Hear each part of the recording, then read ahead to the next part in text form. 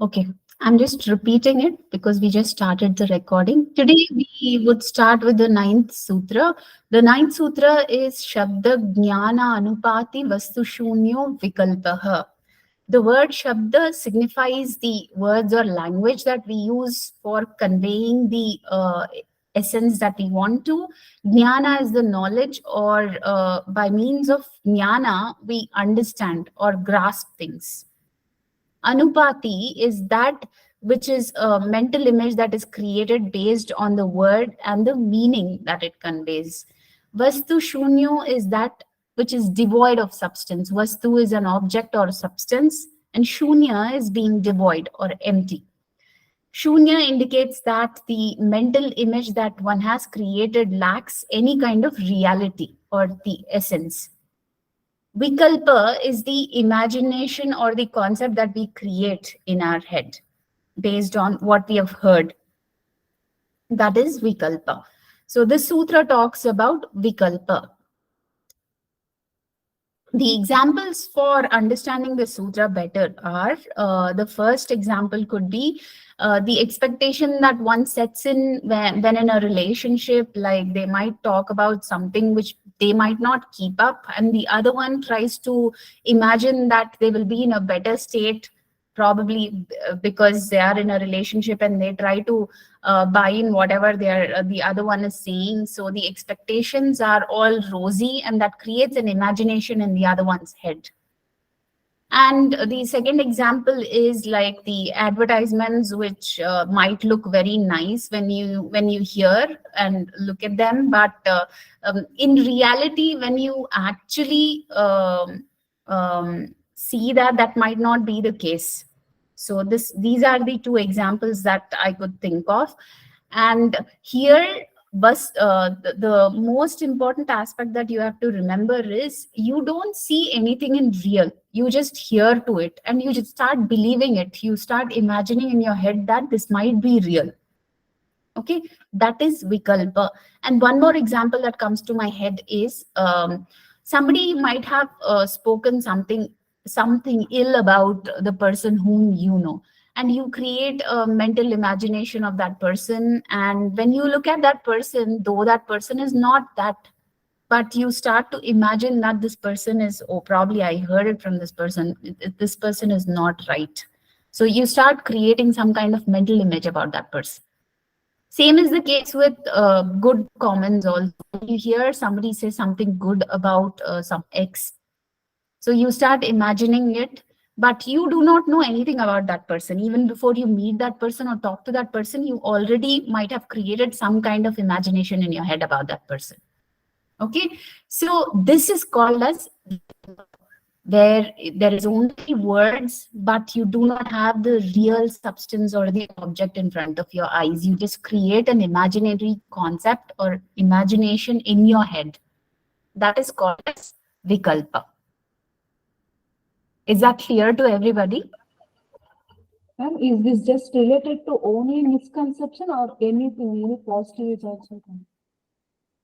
Both. It could be, are you asking about Klishta and Aklishta?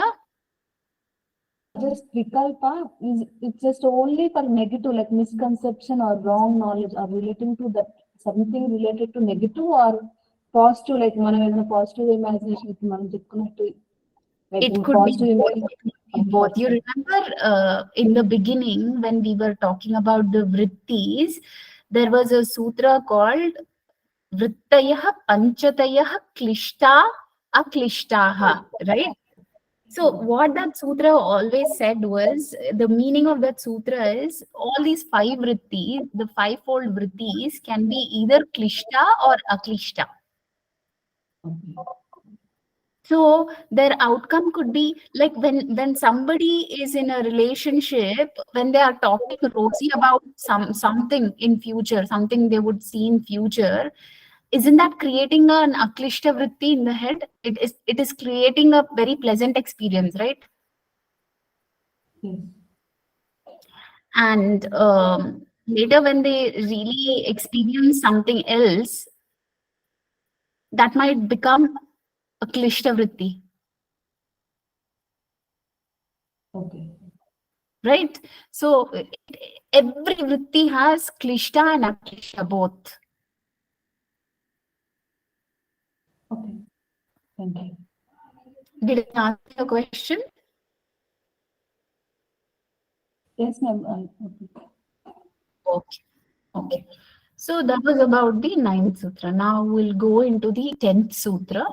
10th sutra is Abhava Pratyaya Alambhana Vrittir Nidra. So what the sutra says is, sleep is a kind of vritti where the mind is engaged, but that engagement is not based on any external. Like, what are the sense organs through which we get the stimulus? All our sense organs, right? Our jnanendriyas. We get the information about the outside world, the external world, through our sense organs. So when we are sleeping, when we are in nidra avastha, all our sense organs are shut. They are all sleeping. During that stage, the mind is still engaged, but it is not engaged because of our sense organs. It is engaged because of some other thing that is happening in the mind. That some other thing is called as vritti. Okay, that vritti is called as nidra. Okay, now that is the same thing is said in a sutra. Abhava. Abhava is absence. Absence of what? Pratyaya. Pratyaya is what? The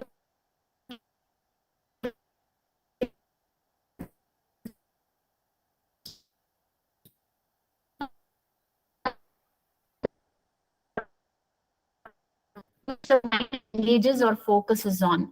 Vritti is the. आपकी voice break हो रही है। Ma'am, we can't hear you, ma'am. Oh, really? The voice is breaking, is it? Yes, ma'am. Okay. Okay. Let me just check. The connectivity is there.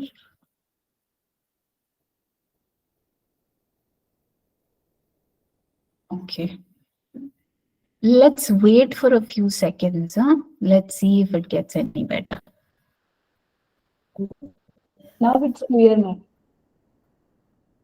Can you hear me now? Yes, it's clear now.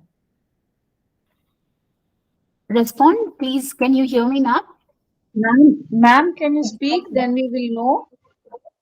Yeah. If Yeah, you can speak for a I'm longer time, we speaking. will know, ma'am. Yes, ma'am. Is it fine now? Yeah. Can you hear me? Okay.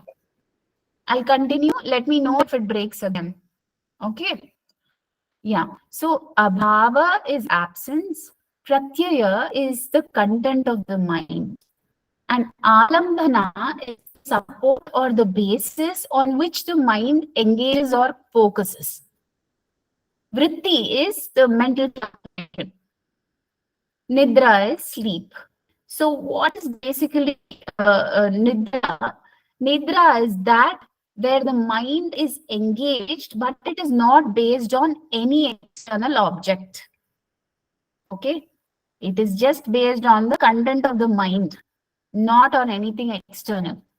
That kind of vritti is called as nidra. Ma'am, again it's breaking, ma'am. Okay? Again, it's breaking. I don't know. Whenever people who are, even when we were students, when I was a student like you all, when the class was going on, we all could hear. The students could talk, and we could all hear well. But when the teacher was talking, definitely there was some kind of obstruction like this. I would always feel, why is this happening? Why is this happening? Now when I talk, this is the same thing that you're experiencing. I don't know why this is happening. Let me again check if the internet connectivity is good. Yeah, the internet is good. It is connected, but the voice probably is breaking. And I didn't even start the video. I'm just on the audio, but still it's breaking. No, Let me it is know. audible, ma'am. It is audible, ma'am. Okay. So the example that I can give for Nidra is you imagine you're in a lecture, you're hearing to a lecture. Okay. There might be moments in during the lecture where you're just out and your brain is lingering somewhere and you're physically present but mentally completely absent. Okay. You're sitting in the class, but your mind is not in the class, it's just dreaming. Okay, like you really zone out of the lecture and you don't know what is happening in the class, but you're physically very much there. That is kind of the example that I can think of while you're in a wakeful state. But in Nidra, you won't be in a wakeful state. You will be sleeping. Your body will be at rest completely, but your mind will be elsewhere. Okay, it won't be connected with your sense organs. That kind of vritti is called Nidra. Is that clear?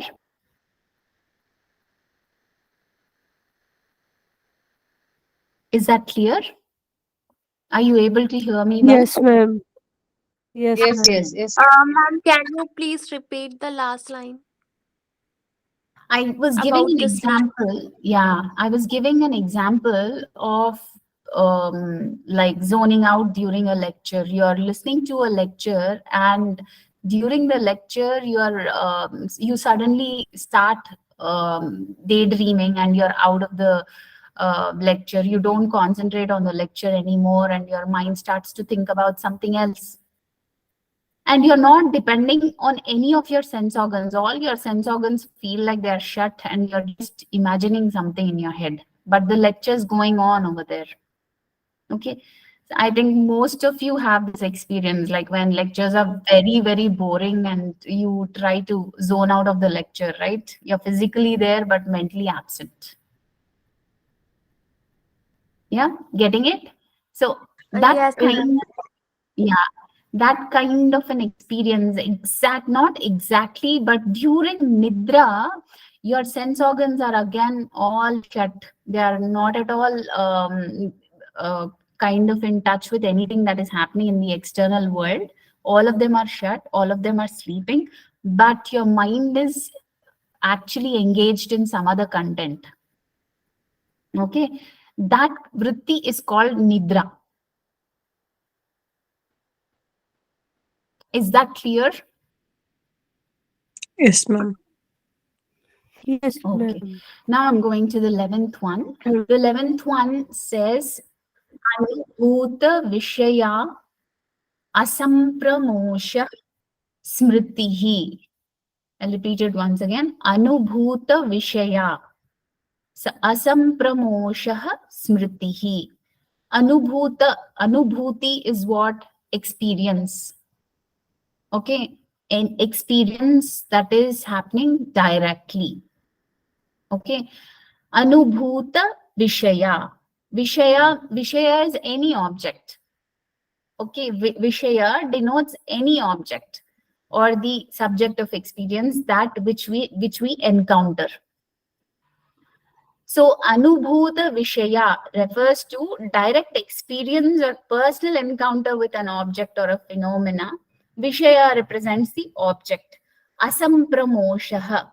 Sampramosha is confusion. Asampramoshaha is there's no confusion, implies the absence of confusion or distortion. And this signifies a clear and accurate recollection without misinterpretation. That is called as smriti. That kind of vritti is called smriti. So something that we have directly experienced, okay, based on our own subjective experience, that which gets stored in our head without any confusion or distortion is called as smriti. Getting it?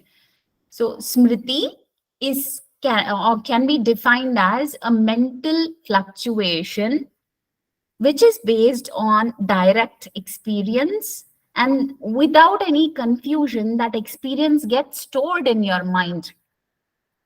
that kind of an experience becomes smriti. Smriti is called as memory in English. Okay, so this is also a vritti. This can also have klishta and aklishta, both types. Clear with this?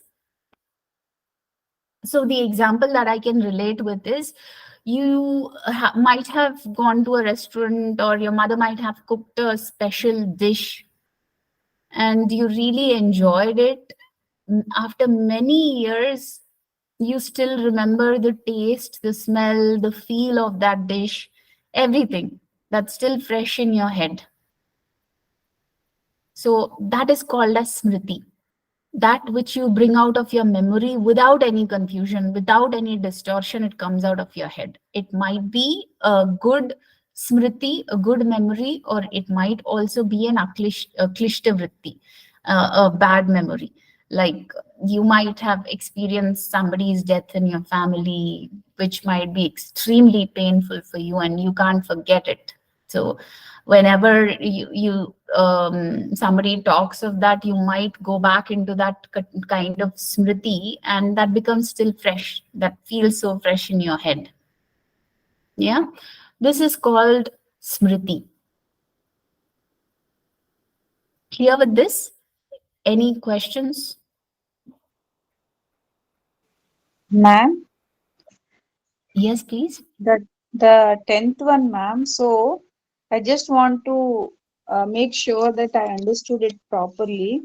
So when we are saying abhava pratyaya lambana tamo vritti nidra, though it says that in nidra there could be no activity. It also means that there are certain other vrittis that are happening in within, though the indriyas are not engaging with the transactions of the world. Is that how we understand, ma'am? Yes, so the indriyas are all sleeping. They are not transacting with anything outside, right? We are not seeing anything. We are not smelling anything. We are not hearing anything. We are not feeling anything. All our sense organs are put to rest. They are all sleeping, right? When we are sleeping, when we are in sleep, all our sense organs are shut, isn't it? Yes or no? Yes, ma'am. Yes, ma'am.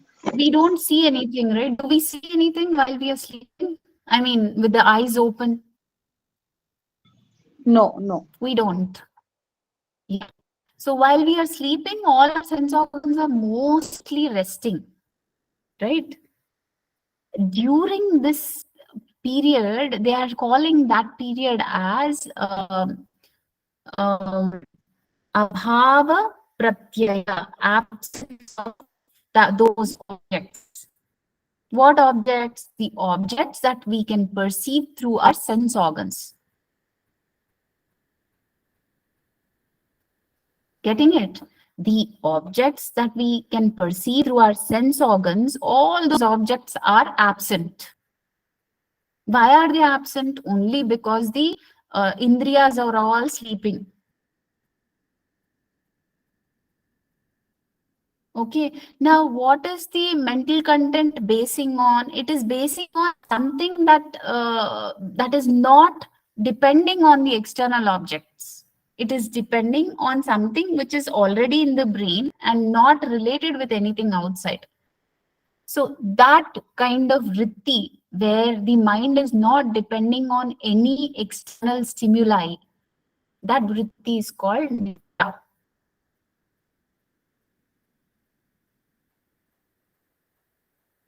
Is that clear? Okay, ma'am. Yes, ma'am. Yes, ma'am. Any other doubts? You can ask. Now is the right time for you to kind of get it right. If you're not asking now, again, that will remain as a doubt in your head. Ma'am, I have. Okay. So Yes. does Nidra Vritti only comes while you are sleeping? Nidra is generally referred to as sleep. Okay, Nidra is something is referred to as sleep. Okay, so during Okay. sleep, the general tendency of a person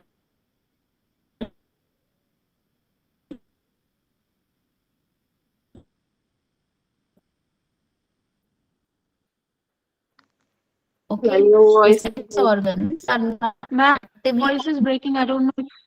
anything. I can't hear you, Okay, ma'am. Your voice is breaking. wait for a few seconds.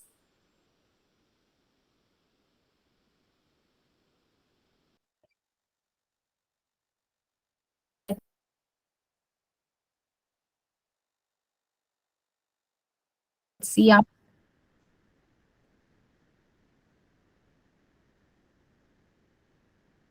Can It you is still guys hear breaking, me? ma'am. Yeah, it is breaking, ma'am. It's breaking. Can you talk now, ma'am? Okay. Yeah, Yeah. it's clear, ma'am. So I was talking about Nidra. Yeah. So Nidra, all the sense organs become inactive, and mind is not taking any inputs from these sense organs. But still, there is some going on in the mind. That state is called as Nidra Vritti.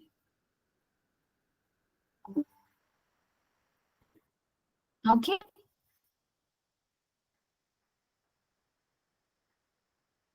Is it better now? Are you able to hear Ma'am, me? no, ma'am. No, ma'am, it's breaking, ma'am. It's very difficult to understand, ma'am. Ma'am, it's better you log out and Obstacles. log in again. Should I try that? Okay. Yeah. Yeah, sometimes that helps, ma'am. Yeah. I'll just drop off for a minute and join back. You guys hang on, huh? You guys stay on the call.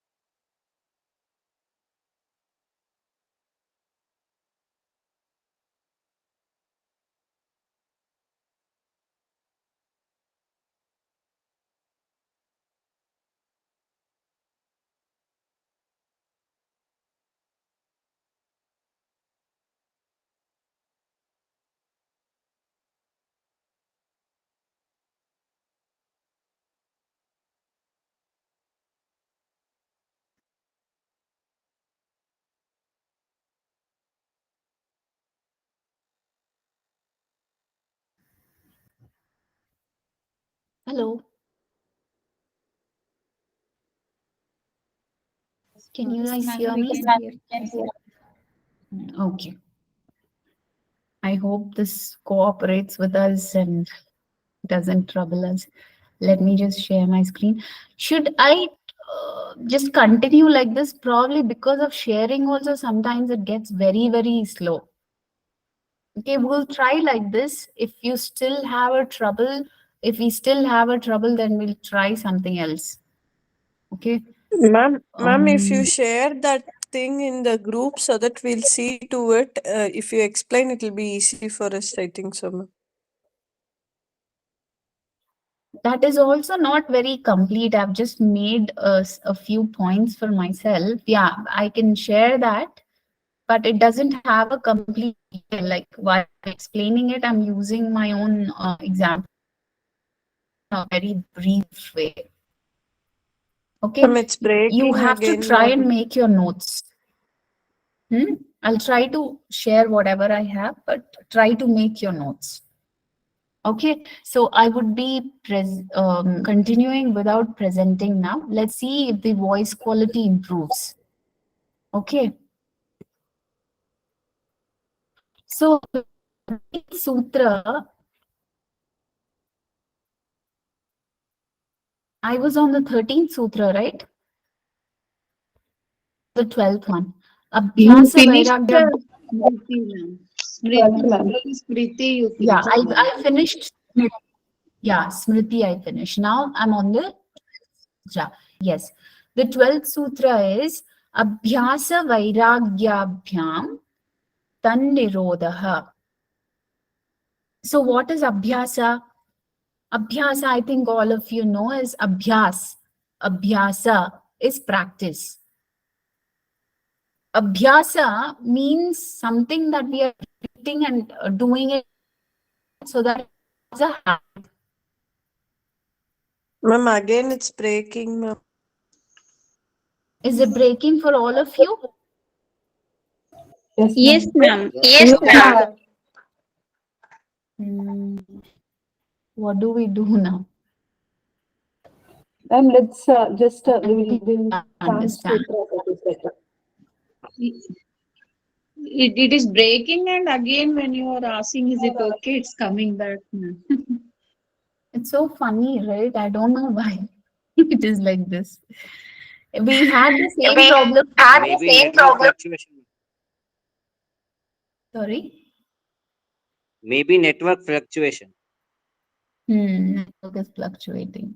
Yes ma'am, क्योंकि पहले की classes में तो सही आती थी voice, आज ही हो रहा है। एक सेकेंड, मैं एक काम करती हूँ. Just give me a second.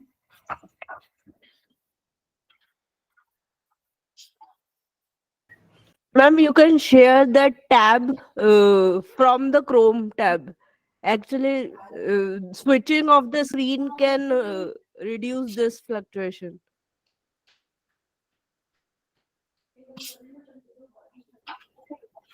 Let me know if it's better now. I just opened the door of the room that I'm sitting in.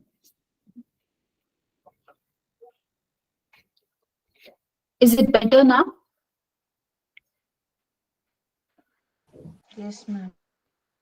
Abhyasa Vairagyabhyam Tannirodha. That is the sutra. Ma'am, it's Abhyasa. breaking, ma'am.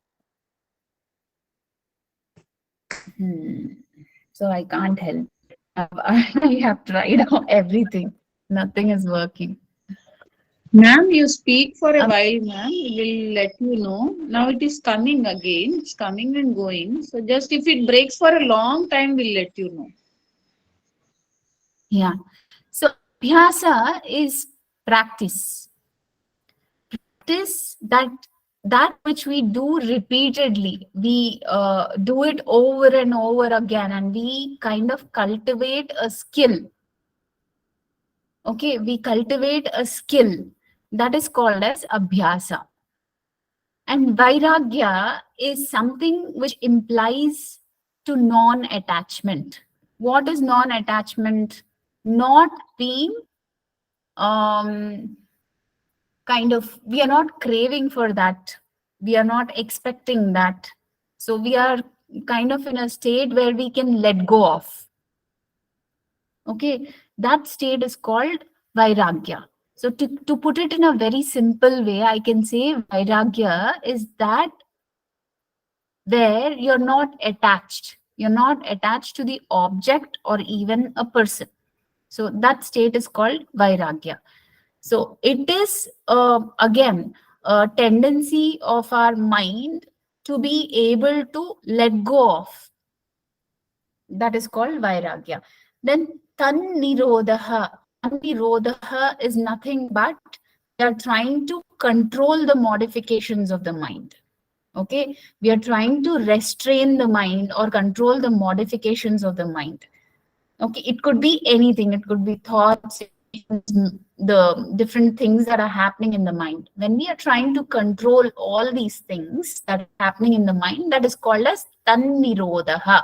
Nirodha is what? To seize, to control, right? So tannirodha signifies the control of the modifications that are happening in the mind. So the two methods given for this are abhyasa and vairagya. How do we control the modifications that are happening in the mind? have given, Sage Patanjali has given two methods. The two methods given for, are you able to hear me? Yes, ma'am. Please respond. Okay. So the two methods given by Patanjali Maharishi for controlling the vrittis or modifications of the mind are Abhyasa, practice, and Vairagya, which is letting go off or being non-attached. Okay, we neither desire something or do we hate something. We are not averse of something also. That state is called Vairagya. We do not desire something or we do not avert from something. That state is called Vairagya. Is that clear? So what examples Yes. I can think of? Yeah. So what examples I can think of is we are all of us like eating good food, very tasty food. Some of us are mindful, some of us are not very mindful about what we are eating. Right? So we just bother more about the taste.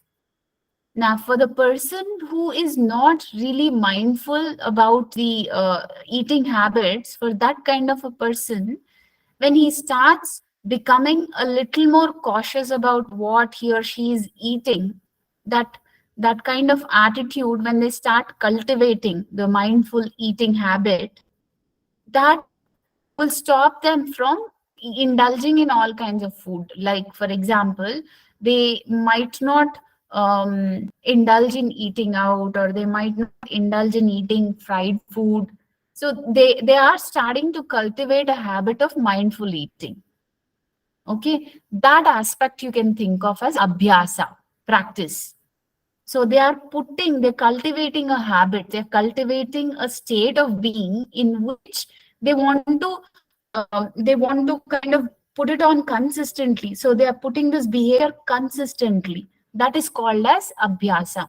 Even your regular yoga practice that you do is also abhyasa, an example of abhyasa. Okay, and vairagya is something that you can think of as you might stop craving for something. So earlier you were craving for a lot of sweets, but when you adopt the vairagya aspect or non-attachment, you start to distance yourself from that craving.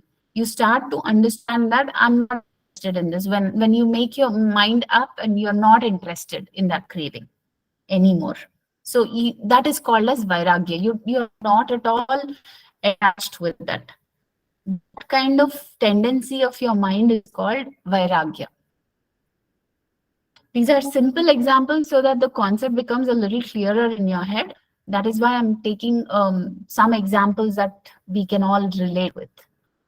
Okay, so remember in Sutra number 12, Abhyasa and Vairagya are the two methods which are given for cultivating, for stopping the mental fluctuations, for controlling the vrittis. Okay, and that is when we can get a mastery of.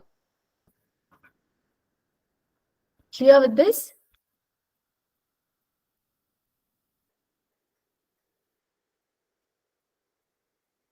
What are the two approaches that are helpful in controlling the fluctuations?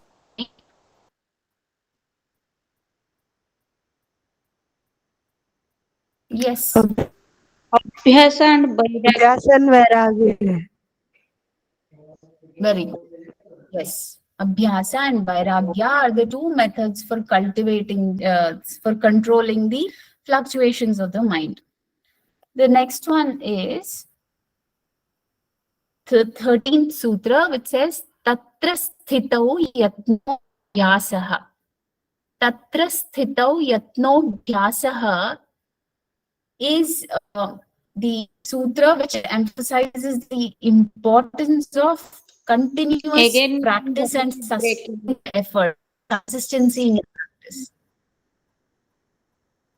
Okay, again it's breaking. Let me just take a pause.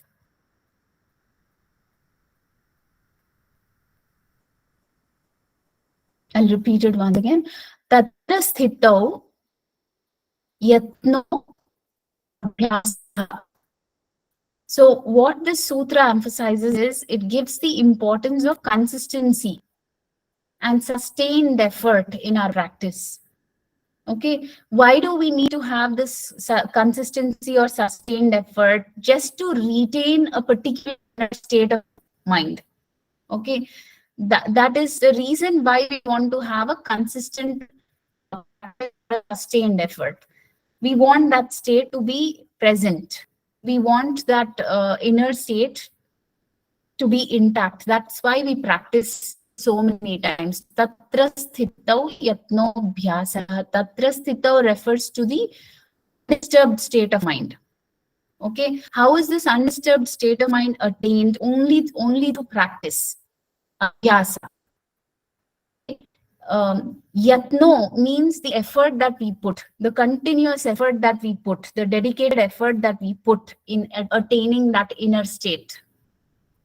That is called as yatno. Abhyasaha is practice. So just to put it together, again, the sutra, this sutra would emphasize the importance of sustained effort, consistency in the practice to get to a state of mind which is very peaceful. Okay, that is the meaning of the sutra. Tatra sthitau yatno bhyasaha. So just to repeat it very quickly, tatra sthitau refers to a very peaceful or an undisturbed state of mind. And this kind of mind can be achieved only through practice. Yatno abhyasaha is by your efforts, by your perceiving efforts. That's the continuous effort that you put in. So staying present while you are in the middle of all the distractions. Okay, so you're trying to maintain your focus, though you're living in a world which is completely filled with distractions. Your mind still is put into the practice of maintaining that focus. That is called as tatra sthitau yatno bhyasaha, the effort of focusing on the present moment, though you're in the middle of all kinds of distractions. You can get that only with continuous practice, consistent practice. That is what Sutra number 13 says.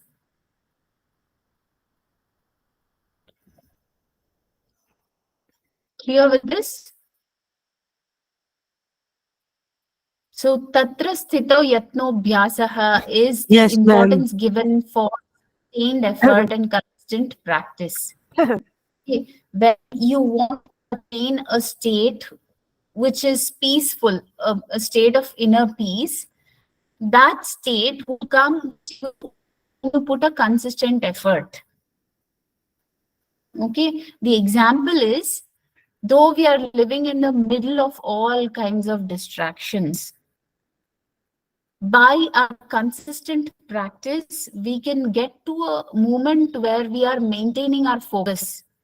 Okay, the effort of focusing that we attain is called tatra sthitau yatno bhyasaha. How does it come? It comes only through consistent practice.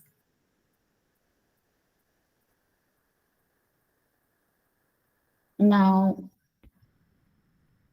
going to Sutra number 14. Is my voice clear? Are you able to hear me? Yes, ma'am. Yes, ma'am. Yes, ma'am. Okay, I'll try sharing the PDF, the copy that I have, so that we'll see how it works.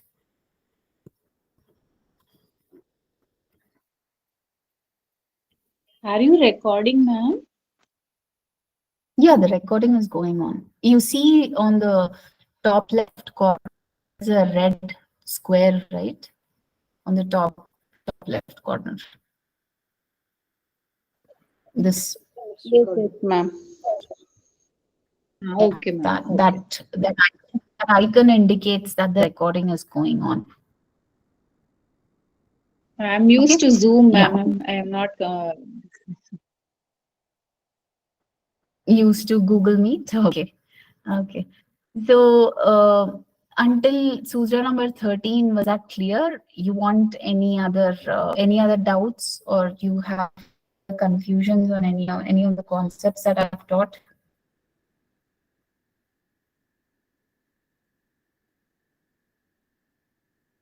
No, ma'am. Are you clear until Sutra number 13?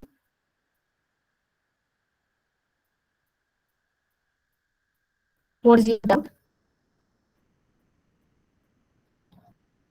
Are you not clear?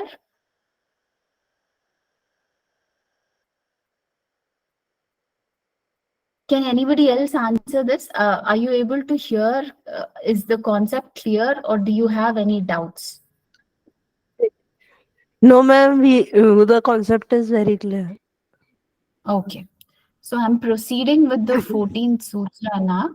The 14th sutra is Satu Dirgha Kala.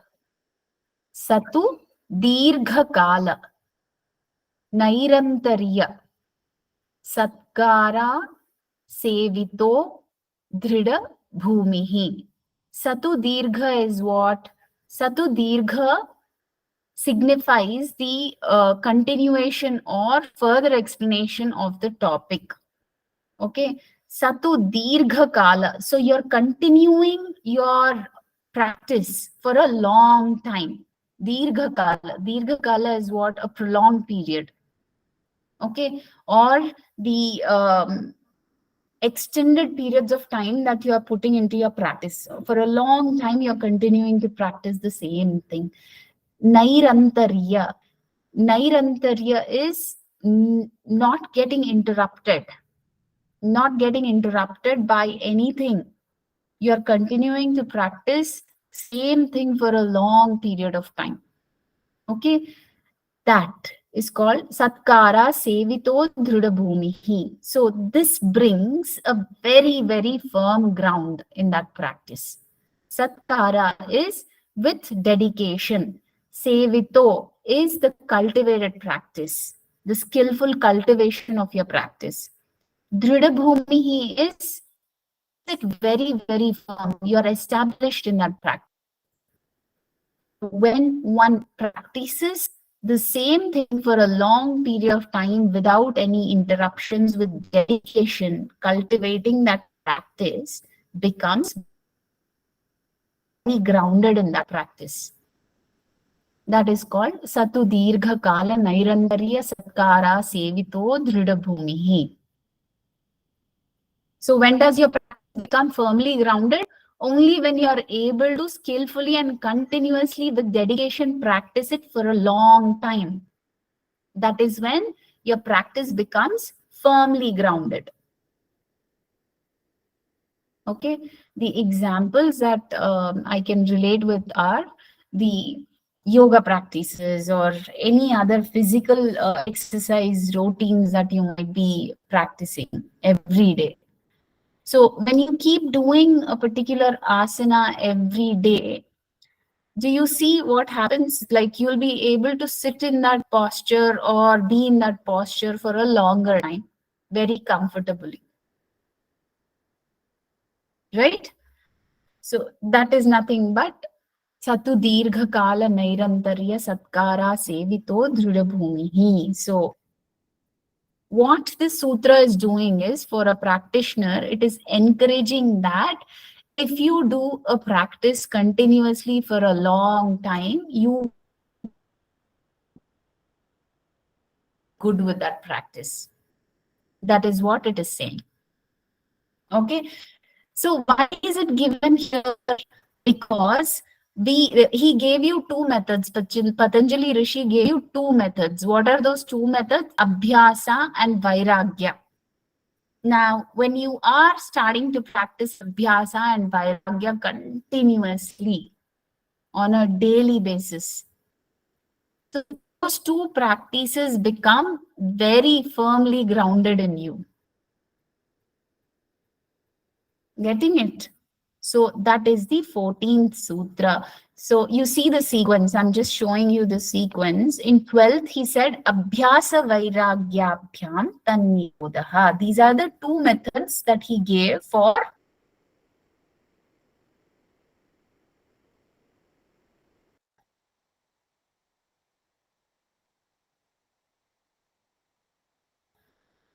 stopping the fluctuations of the mind. Then 13th Sutra, Abhyasa, you will gain a firm ground. Okay, the firm ground aspect is given in the 13th Sutra, which said, Satu Dirgha Kala Nairantarya Satkara Sevito Bhumihi. That is when you gain a firm ground. So that's the sequence. Abhyasa Vairagya on the 12th number. 13th, it said, Tatra Sthitau Yatno Bhyasaha. So being consistent with the practice. 14th Sutra said, you gain a firm ground. Okay. Now, going to the 15th Sutra, Drishta Anushravika. Drishta Anushravika. Vishaya Vaitrishnasya. Vashikara Sanya Vairagyam. I repeat it once again. Drishta Anushravika. Vishaya Vitrishnasya. Vashanya Vairagyam. Now, who's the Drashta? Drashta is the one who's the seer. Okay, Drashta is the one who's the seer. Drashta refers to that which is being seen or experienced, particularly in the context of spiritual insights. Okay, Anushravika. Anushravika is that which is heard from others. So, Drashta, Anushravika. Vishaya. Vishaya is the object. Vaitrishnasya. Without the craving, without Vashikara. Vashikara is you gain a mastery of that. Okay. Sanya. Sanya is knowledge. Okay. Vairagyam, non-attachment. So what does the sutra say? By non-attachment to even the higher states of spiritual insights, one gains a mastery over the forces of desire. So that which one has seen, heard from others, those objects you will not crave for. Okay, you might have seen something, you might have heard of something, but you are not interested in all those things because you have gained a mastery of what? Of that knowledge, and you're not attached to all these things. Okay. That is the meaning of the sutra. Drishta Anushravika, the drishta, the seer, the one who has seen something or heard something. Anushravika. Vishaya. Vishaya is what? Object. So the person who has seen that object or have heard of that object is not craving for that object. Why? Because of the mastery that he has attained. Okay. Mastery that he has attained of the non-attachment, of the vairagyam. So this particular sutra talks about apara vairagya. You please make a note of this. This is important. Okay. Sutra number 15 talks about apara vairagya. So the example that I can give is of the cravings that you can just stop from. Like you have a complete control of that craving. You have seen something, you are like craving, earlier you were craving for something. Like for example, you were craving for an ice cream. Now, once you have trained yourself in vairagya, though you see that object or you hear of that object, you are not tempted at all. You are not craving for that anymore. It could be an object or even a living thing. Anything, you're not craving for it anymore. So you have gained a very, very, I can say, profound ground of vairagya here. Now, this is only through hearing and seeing. This is called the very basic form of vairagya. That is why this is called as apara vairagya. You write, the sutra relates to apara vairagya, definition of apara vairagya. Drishta Anushravika. Vishaya Vitrishnasya Vashikara Sanya Vairagyam. He has gained a mastery. He doesn't get tempted with things that he looks at or even hears. That is called Apara Vairagya. Now, in the Apara Vairagya, from the Sankhya philosophy, there are 4 kinds of Vairagya that are described. These are also given in the Vyasa Bhashya or the Vyasa commentary, which are kind of important from an examination point of view. That's why I've included it here. So these 4 Vairagyas are called Yatman Vairagya. Yatman Vairagya is the first stage of Vairagya where you are just practicing detachment. Like whenever you see or hear of an ice cream, you are just applying that rule that you shouldn't be tempted. Okay, that is like a person who's just trying to make an effort to reduce the cravings for that object. Vyatireka Vairagya is something which comes through discernment, or you try to analyze it and then detach from that.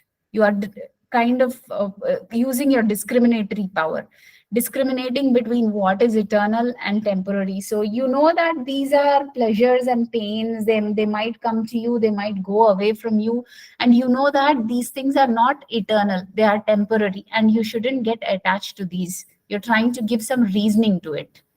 That is called Vyatireka Vairagya. You're applying some kind of analytical thinking here. Vyatireka.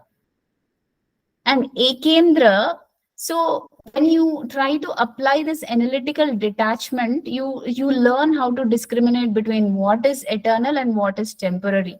Then Ekendra Vairagya is you're attached to only one particular aspect. You're not attached to anything else. There is one thing always lingering in your mind. Maybe it could be a person or even an object, but there is only one thing that is what is kind of attaching you with that object. You're clinging to only one thing. Everything else is gone at this stage. Probably a person or a thing that is very dear to you. You're only clinging to that one thing. That is called Ekendra Vairagya. Okay, and Vashikara Vairagya is when you have really mastered the art of detachment. You have a complete control of Vairagya. That is called Vashikara Vairagya. Why I have included these 4 stages of Vairagya as per Sankhya is, you see, Yatman is the basic stage, Vyatireka is the second stage where you apply your reasoning, Ekendra is, you have left everything else, but there is only one thing that you are clinging to. And Vashikara is the 4th stage, which is where you have gained a complete mastery over detachment. So Vashikara Vairagyam is important as per Sutra number 15. Sutra number 15, you see there is Vashikara Vairagya, where there is a complete mastery or control of that attachment. Okay, that's why we have all those other 4: Yatman, Vyatireka, Ekendra, and Vashikara. Those 4 kinds of Vairagyas. So Vashikara Vairagya is the last stage, is the 4th stage of the Apara Vairagya. Apara Vairagya is, again, please make a note of it very clearly. It's the lower form of Vairagya, basing it on all gross objects. Okay, this is called as Apara Vairagya.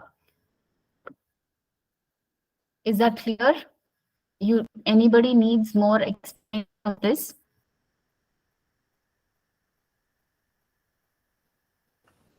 Ma'am, Apara Vairagya is the basic course of Vairagya అని చెప్పారు కదా.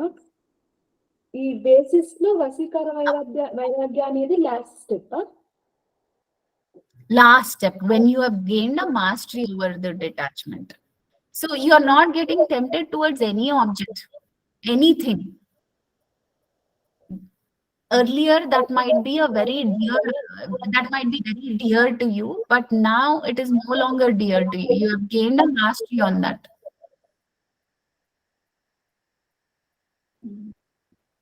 Okay, during the Yatman Vairagya, you're still practicing the detachment aspect. Vyatireka, you have applied your reasoning there.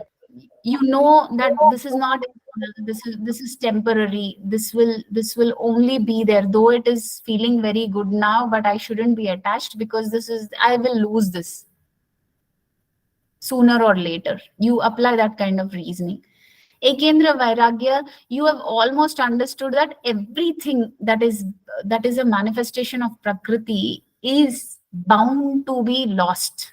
So we will lose that. But you are only attached to one aspect. That is the stage of Ekendra Vairagya. Then Vashikara Vairagya is when you have completely gained a mastery. There you don't have a craving for any object or any individual that you see. Okay, that is the Vashikara Vairagya. Now, all these are forms of the lower Vairagya, which is called Apara Vairagya. Out of these lower forms of Vairagya, Vashikara Vairagya is the highest. Got it? Yes, ma'am. Yes, ma'am. If it's not clear, we'll discuss it once again. Please don't hesitate to ask me. I don't mind repeating it. Ma'am, actually today's class, due to this network issues, I can understand only some, ma'am. Okay. See, even I'm helpless. Certain things I don't have any control of. Now, Yes, if ma'am. we try to see, if you're not able to understand, what we'll do is I'll quickly repeat the topic tomorrow also, so that it becomes a quick revision. Okay, and we'll do a kind of a discussion amongst ourselves, like those who have understood. I'll try to understand how much you have understood. Okay, depending on that, if it needs more clarification, then probably I will add to that. Okay.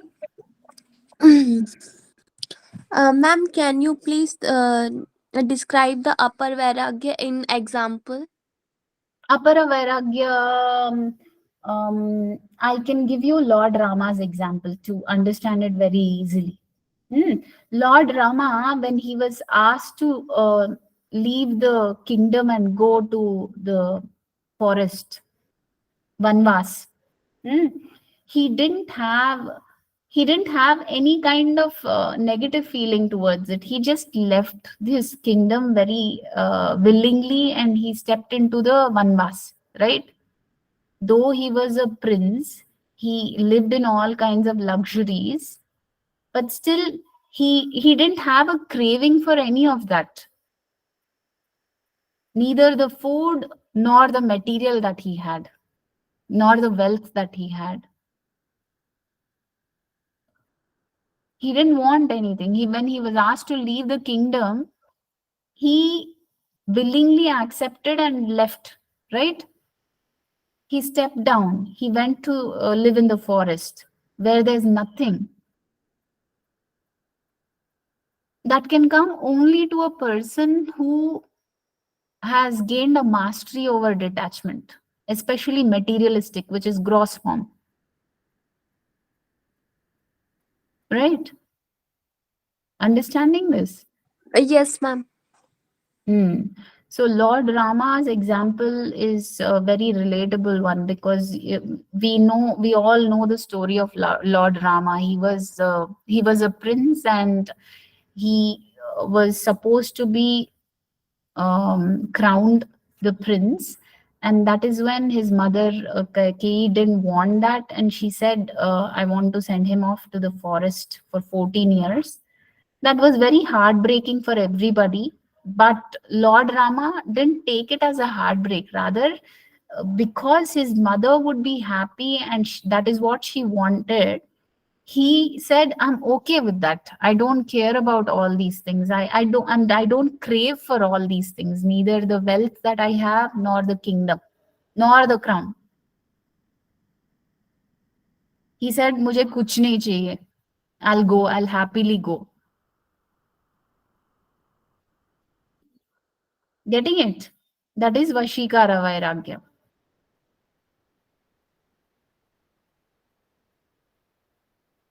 समझ में आया? हाँ जी ma'am. Okay.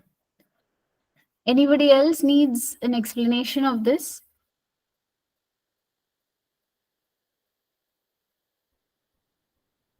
अभी बताओ. किसी को कुछ समझ में नहीं आया? If somebody is not understanding something, please bring it up. What is the time? Okay. If there are no questions, we'll do a little bit of chanting.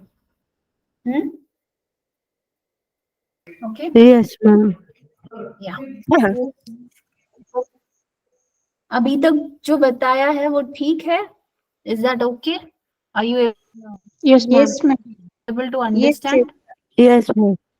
So tomorrow I'll do a very quick questioning session. With that, I'll understand whether you guys understood today's session or not. If majority of y'all are able to answer today the questions, probably it'll give me a sense of understanding that kind of the concept is clear. If somebody is not able to answer, then I'll pick it up from there. Okay? Yes, Okay. ma'am. All right. So we'll start with the chanting. Can you all please open the 4 chapters on freedom? Do you remember until which sutra we did yesterday? 20th sutra, right? 20. How many of you all have by-hearted all 20 sutras? Just raise your hands. Very good. Who else?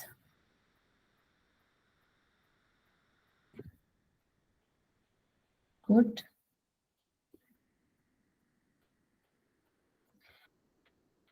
So I have 4 people who have raised their hands. What about the others? What difficulty do you have in by-hearting the sutras?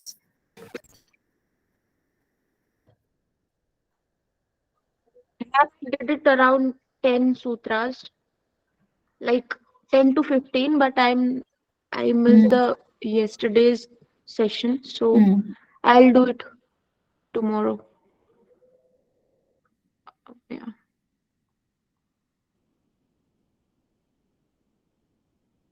Okay, Sakshi. What about the Ma'am, others? your voice Please is breaking. respond. What is stopping you from by-hearting the sutras?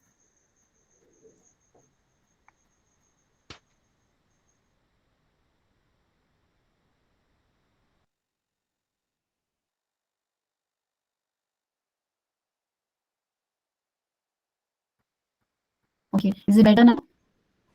Ma'am, speak Okay. for a long, then we'll tell you. So,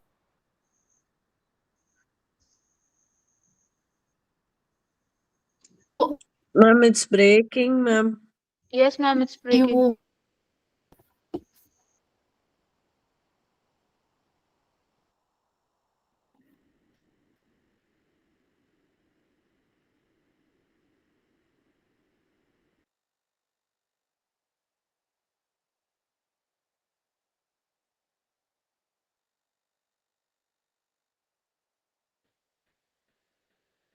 you better now? No, ma'am. Can you hear me?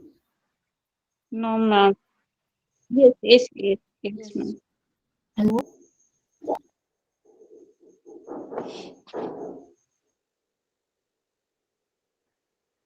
No?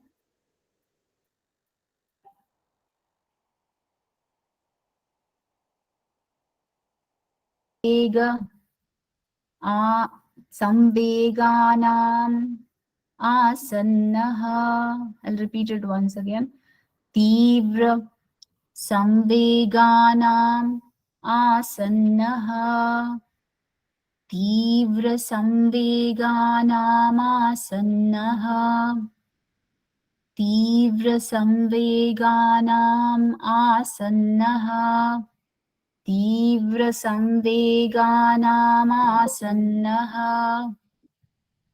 Is that clear? Were you able to hear? Yes, ma'am. Yes or no? Yes, ma'am. Okay, I'll repeat it once again. Tivra samveganamasannaha. Can I ask Shuja to repeat this? तीव्रसंवेगानामासन्नः Dipalika? Yes, ma'am. तीव्रसंवेगानामासनः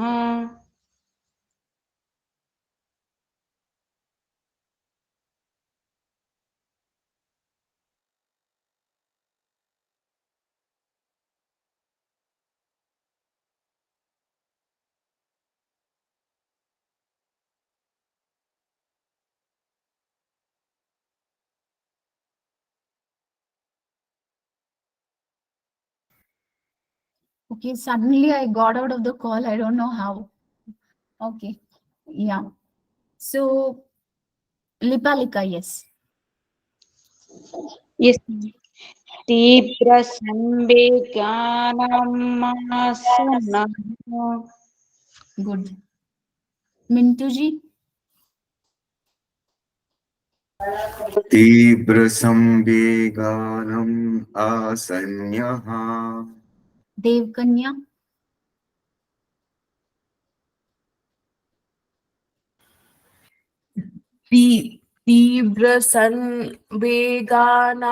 तीव्रसंवेगानामासन्यः Shravani?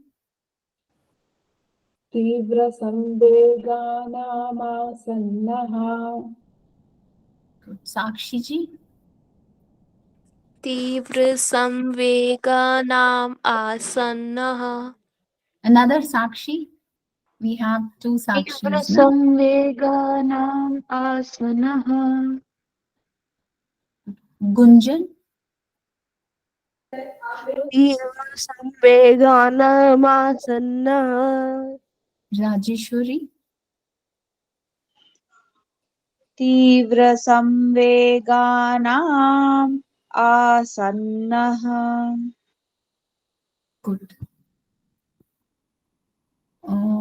Lancy?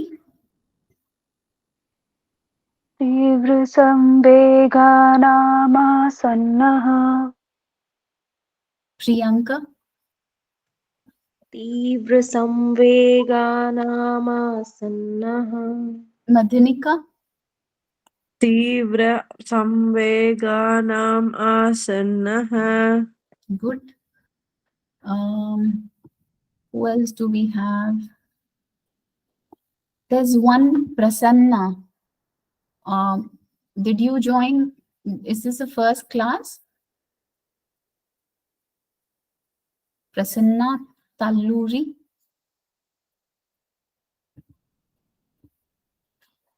She's not responding. Okay. Is this sutra clear? Is the 21st sutra clear to all of you? Yes, Yes, ma'am. ma'am. Please practice. Don't break my heart like this. If you don't practice, I'll feel horrible, terrible. You have to revise the sutras every day. Otherwise, what happens is it'll pile up and later you will not be able to revise it well. Okay, because we are just doing 5 sutras a day. I think it is very much possible. Why don't you spend like some time, half an hour, just revising the sutras? Ma'am, namaste, ma'am. I'm Prasanna. Today only I joined, madam.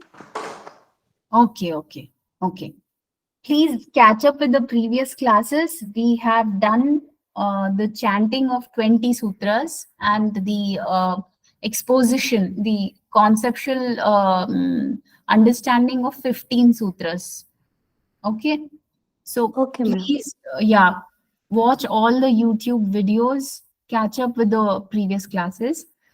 We are doing the 21st sutra now.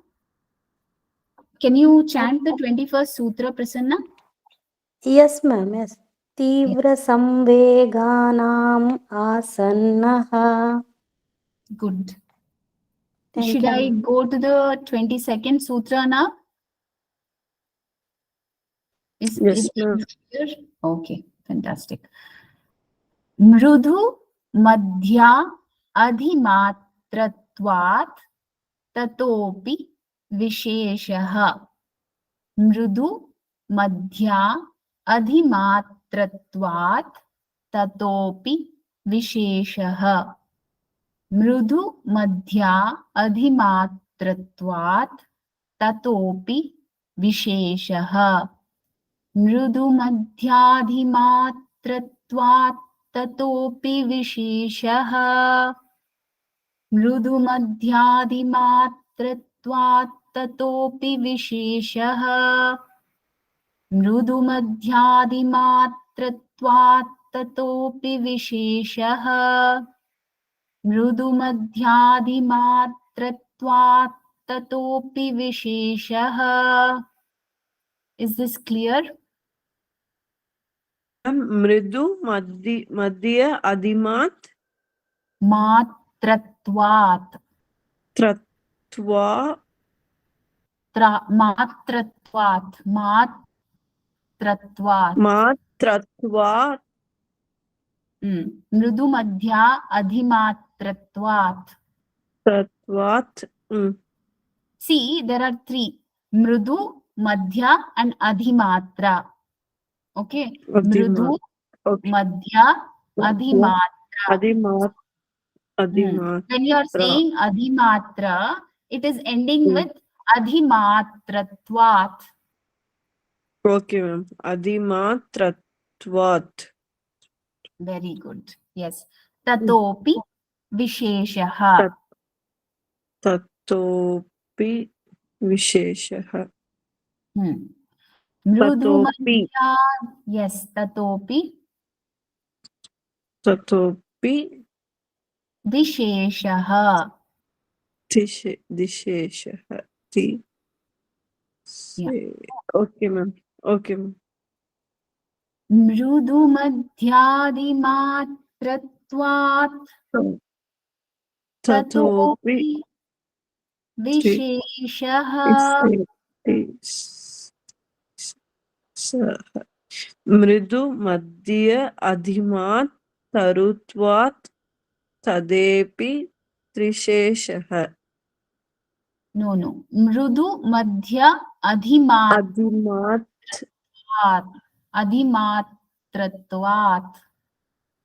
Adimatratvat tatepi not tatopi tisheshaha. Visheshaha. Okay, ma'am. Visheshaha. Yes. Mrudu madhyadhimatratvat tatopi visheshaha. Okay, ma'am. Yeah. Can I ask Sakshi Pandey? Yes, ma'am. मृदु मध्याधिमात्रत्वात् ततोपि विशेषः. Sakshi Jaiswal? मृदु मध्य अधिमात्रत्वात् ततोपि विशेषः. Good. Shravani?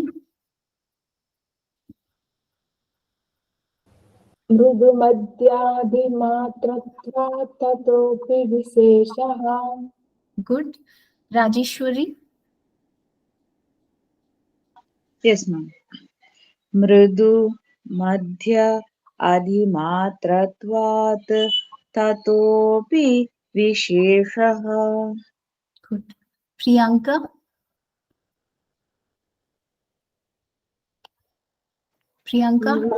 Yes. मृदु मध्याधिमात्रत्वात् ततोपि विशेषः. Prasanna? मृदु मध्यादिमात्रत्वात् ततोपि विशेषः. Good. Madhanika? Ma'am, mridu madhya adhimatratvat tadhopi visheshaha. Practice it a little more. Huh? Okay, ma'am.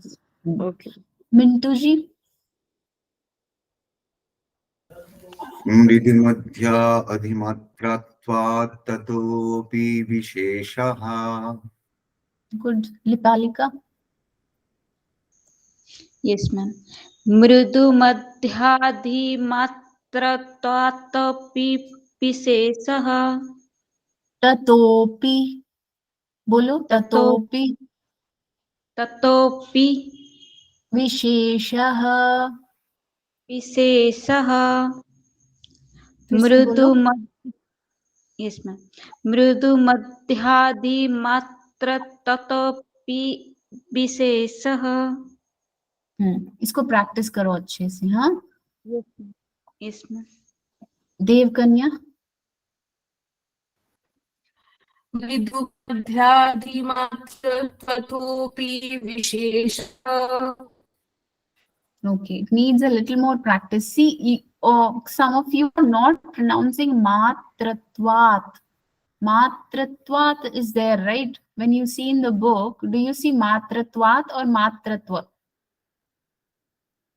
It is matratvat. Pronounce it fully.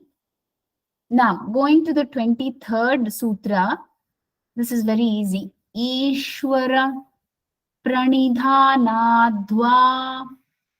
Ishwara pranidhanadva. Ishwara pranidhanadva. Ishwara pranidhanadva. Ishwara pranidhanadva. Clear? Devkanya, can you chant the 23rd sutra? ईश्वर प्रणिधान्वा ईश्वर प्रणिधान Lipalika, yes ma'am ईश्वर प्रणिधानाद्वा Mintu, ईश्वर प्रणिधानाद्वा Madhanika, ईश्वर प्रणिधान अथवा Prasanna,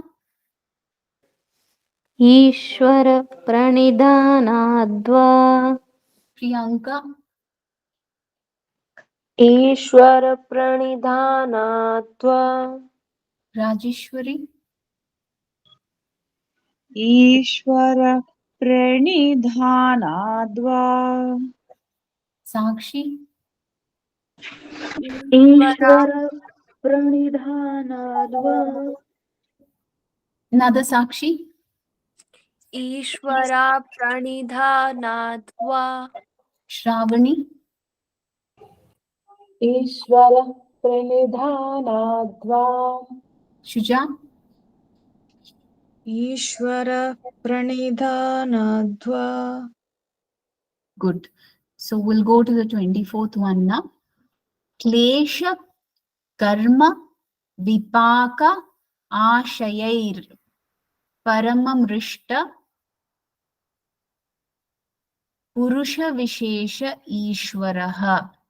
Klesha karma vipaka ashayair paramam rishta purusha vishesha ishwaraha.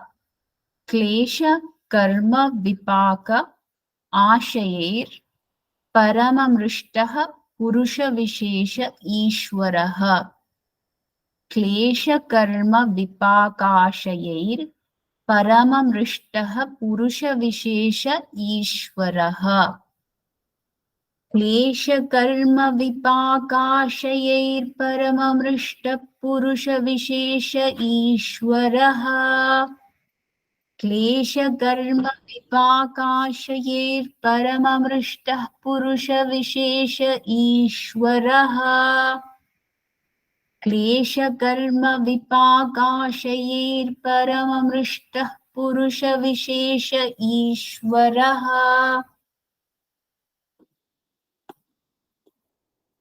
Understood this, or you need more practice? This is a little bigger sutra. Can I ask? Ma'am विपाक के बाद क्या बोलेंगे इसको? विपाक आशयैर। आशय। हाँ, आशयैर। ओके। परममृष्टः, परमृष्टः, परमृष्टः। सी क्लेश कर्म विपाक आशयैर परमृष्ट पुरुष विशेष ईश्वरः. Let's see how Rajeshwari ji pronounces this. Can you chant this, Rajeshwari ji? Yes, ma'am. क्लेश कर्म विपाक आशयैः अपरामृष्टः पुरुषविशेष ईश्वरः. Is this clear? Should I break it this way? Aparamrishtah. Actually, the word is aparamrishtah. These are the qualities of God. The sutra talks about the qualities of God. God is without any klesha. There is no effect of karma, no vipaka. There is ashair, aparamrishta. These are the qualities of God. Purusha Vishesha is the Vishesha Purusha. That is the quality of Ishvara. That is the sutra. So the word is Aparamrishtaha. Aparamrishtaha Purusha Vishesha Ishvaraha. So we break it that way. Klesha Karma Vipakashayer Aparamrishta Purusha Vishesha Ishvaraha. Is that clear? Aparamrishta. क्लेश कर्म विपाकाशयैर अपरामृष्टः पुरुष विशेष ईश्वरः. Can I ask Shravani to chant this?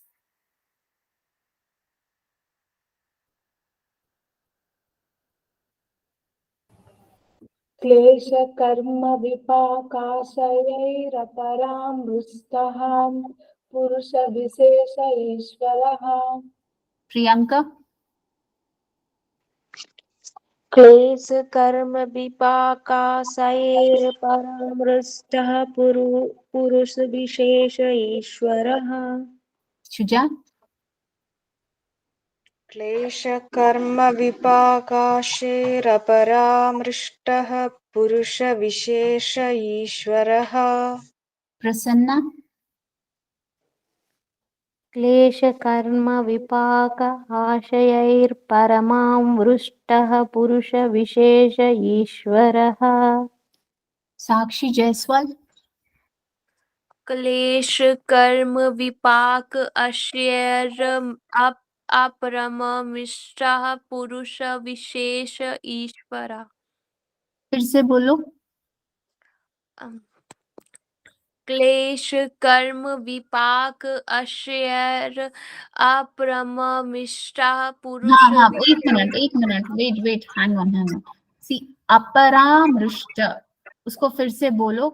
अपरामृष्टः. अपरामृष्ट. अपरामृष्ट.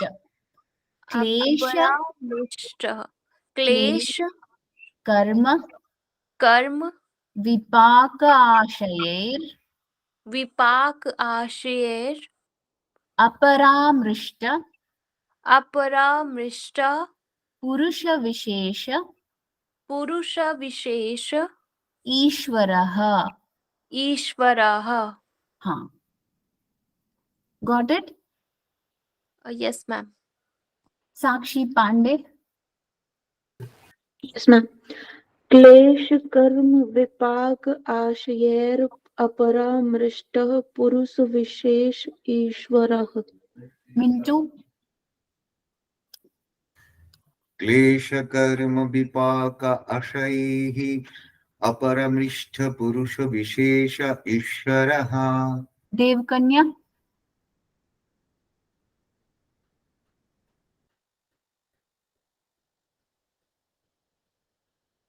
Devkanya, can you chant the 24th sutra? Yes, ma'am. विपाकाशयैर परामृष्टः पुरुषविशेष ईश्वरः। Prasanna?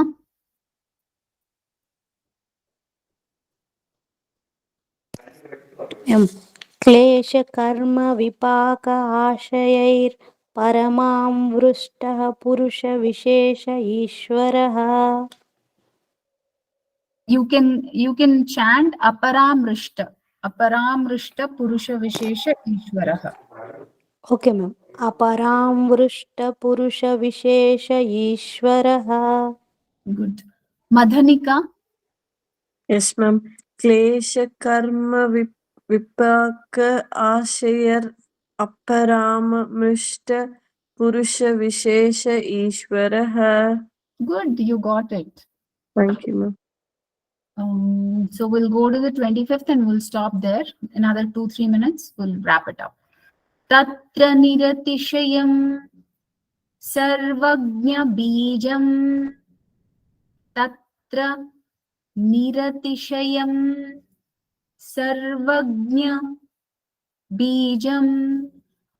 Tatra niratishayam sarvagnya bijam. Tatra niratishayam sarvagnya bijam. Tatra niratishayam sarvagnya bijam. Tatra niratishayam sarvagnya bijam. Devakanya, please chant the 25th sutra. Yes, ma'am. Tat सर्वज्ञ बीजम् Bijam, बीजम् न बीजम् okay. तत्र निरतिशयं सर्वज्ञ बीजम्. Shuja? तत्र निरतिशयं सर्वज्ञबीजम्. Prasanna? तत्र निरतिशयं सर्वज्ञबीजम्. Mintu? तत्र निरतिशयं सर्वज्ञ बीजम्. Sakshi Jaiswal? तत्र निरतिशयं सर्वज्ञ बीजम्. Sakshi Pandey? तत्र निरतिशयं सर्वज्ञबीजम्. Shravani? तत्र निरतिशयं सर्वज्ञबीजम्. Rajeshwari? Yes, ma'am. Tatra niratishayam sarvagnya bijam. Shuja? I already chanted, ma'am. Tatra niratishayam sarvajñabijam. Priyanka? तत्र निरतिशयं सर्वज्ञबीजम्. Madhanika? Tatra niratishayam sarvagnya bijam. Good, good. Thank you, Okay. ma'am. So we'll end it today. Any doubts in the chanting practice, you please ping me or message in the group. Okay, but continue the chanting practice. I don't see a lot of progress there. I want you all to pick up chanting practice. Every day you have to spend half an hour just practicing chanting. Okay. There are a lot of good videos on YouTube, and also if you need help, I can chant and send it across. But I don't know whether you are getting benefited with that or not. But the objective is to practice chanting. You should learn the sutras by heart. Okay, so I'm stopping the recording now. Ma'am, just a suggestion. Yes, yes. Ma'am, next time when you call us for the first time, I will remember who chanted before me and I'll immediately take on, ma'am, so that you don't